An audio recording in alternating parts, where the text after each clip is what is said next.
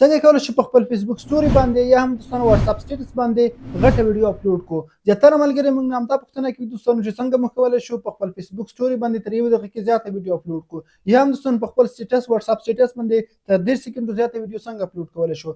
په نن ویډیو کې دوستانو تاسو ته یو اسانه طریقه درښایم، تاسو بالکل کولی شئ په فیسبوک سټوري باندې یا هم واتس اپ سټیټس باندې غټه ویډیو اپلوډ کړئ. نو څنګه به کوو دوستانو، را بشئ اول طریقه د فیسبوک لپاره درته ښایم.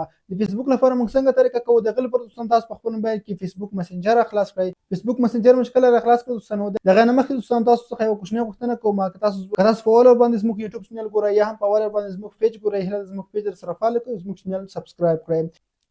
د دې لپاره دوستانو تاسو د یو کس چټ ته راشئ، چا سره تاسو چټ کوئ د هغه انبوکس ته به راشئ. کله هم چې هغه انتخاب کړو دوستانو، دلته لاندې تاسو یو اپشن یا تاسو یو چاته عکس تصویر ورلېږئ، په دغه په کلیک وکړئ. په دې کې دوستانو اوس تاسو هماغه ویډیو انتخاب کړئ چې تاسو غواړئ په فیسبوک سټوري باندې اپلوډ کړئ. نو زه پکې دغه یو ویډیو انتخابوم. دوستانو تاسو دغه ویډیو ښکاري چې دغه کې 28 سکینډه ده. نو دغه مې چې کلیک کړ دوستانو انتخاب مو کړه، په دې کې تاسو دوه اپشن درکول کېږي، یو سینډ اپشن ده، بل ایډیټ اپشن ده. راشئ په دې ایډیټ اپشن باندې ورته کلیک وکړئ. نو کله هم دوستانو تاسو په ایډیټ اپشن باندې کلیک واخیسته، دغه ویډیو به تاسو اوس لیږئ نه، دلته لاندې تاسو سټوري اپشن راځي، یور سټوري، دغه یور سټوري اپشن باندې کلیک واخلئ. اټومیټیکلی به دغه ویډیو تاسو فیسبوک سټوري باندې شیر شي. او دا په یاد ولرئ دوستانو، که دغه ویډیو 2 دقیقې وي، 3 دقیقې وي، 15 دقیقې، هر څومره چې وي اټومیټیکلی ستاسو په سټوري باندې شیر کېږي. نو دا وه د فیسبوک سټوري طریقه. زه ډېر وخت چې خپله غټه ویډیو اپلوډ کوم، په دغه طریقه فیسبوک سټوري باندې اپلوډ کوم. راځم دوستانو د واتس اپ سټیټس طریقه درته ښایم چې په واتس اپ سټیټس کې موږ څنګه غټه ویډیو اپلوډ کولی شو. د هغې لپاره به تاسو په خپل موبایل کې یو اپ انسټال کړئ. دغه کوم اپ چې ښکاري ویډیو سپلیټر په نوم دی، دا به تاسو په خپل موبایل کې انسټال کړئ. کله هم دوستانو په خپل موبایل کې د اپلیکیشن انسټال کړل، سمپل به تاسو دغه اپ راخلاص کړئ. یو فرمیشن چې کوم غواړئ هماغه به ورته ورکړئ. امپورټ ویډیو اپشن راځي دوستانو، په دغه به کلیک واخلئ. په دې کې دوستانو تاسو هغه ویډیو انتخاب کړئ چې غواړئ په واتس اپ سټیټس باندې شیر کړئ. نو زه پکې دا ویډیو انتخابوم. کله هم دوستانو دغه ویډیو انتخاب کړله، په دې کې دوستانو تاسو ته یو لاندې اپشن راځي، اوس تاسو ته وایي چې دغه ویډیو تاسو څومره سپلیټ کوئ.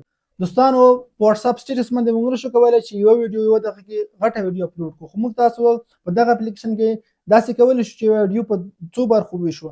یعنې تاسو کولی شئ د یوې غټې ویډیو څخه 10 سکینډه کلیپونه جوړ کړئ. څنګه مو چې یو کلیپ جوړ کړ دوستانو، تاسو هغه یو کلیپ، دوهم کلیپ، درې کلیپ سر په سر واتس اپ سټیټس ته اپلوډ کړئ. نو څنګه چې یو کلیپ ختمیږي، دوهم به اټومیټیکلی شروع کېږي. چاته به دا پته نه لګېږي دوستانو چې تاسو 2 ویډیوګانې اپلوډ کړي دي، دوی به فکر کوي چې هماغه لومړی ویډیو کې یم.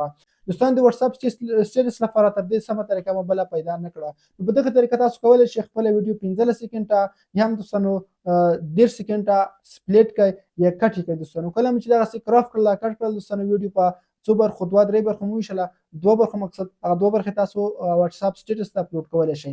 یو به 10 سکینډه راشي، بل هم 10 سکینډه.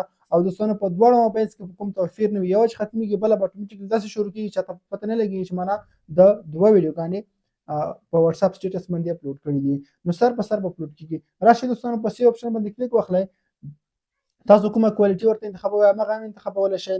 په سټار باندې ورته کلیک واخلئ. کله هم سټار باندې کلیک واخیستل، لږ ټایم به ونیسي او دا ویډیو به دوستانو تاسو ته امپورټ شي خپل موبایل ته، او تاسو دواړه کلیپونه بیا په واتس اپ سټیټس باندې شیر کولی شئ. نو دا ویډیو که د ویډیو مو خوښ شوي، لازم یې لایک کړئ، د خپل نور ملګرو سره هم شریکه کړئ.